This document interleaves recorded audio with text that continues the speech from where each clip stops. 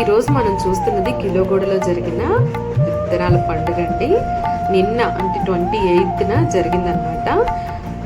అక్కడ ఆడవాళ్ళందరూ తల మీద పెట్టుకుని తీసుకొస్తుంది ఏంటో తెలుసా? మన పాత సంపద అండి, అంటే విత్తనాలు. ఆ కుండల్లోనే కాకుండా డోలీలో కట్టి కూడా తీసుకొస్తున్నారు. డోలీలో పెట్టుకుని వాటిని ఎంత మర్యాదగా, అభిమానంగా, ప్రేమగా కాపాడుకుని తీసుకుని వస్తున్నారో చూసారా? మేళ తాళాలతో ఒక మంచి పెళ్ళి జరుగుతున్నంత వైభవంగా చేస్తున్నారు ఈ విత్తనాల పండుగని. విజయరామ్ గారు, రవివర్మ గారు డోలీని పట్టుకొని వస్తున్నారండి. ప్రదర్శనకు ఉంచిన విత్తనాలన్నింటినీ ఇలా మట్టి కుండల్లోనూ, వెదురు బుట్టల్లోనూ, తాటాకు బుట్టల్లోనూ సర్ది ఉంచారండి. ప్రతి విత్తనాల బుట్ట మీద కూడా వాటి తాలూకు పేర్లు రాసున్నాయన్నమాట.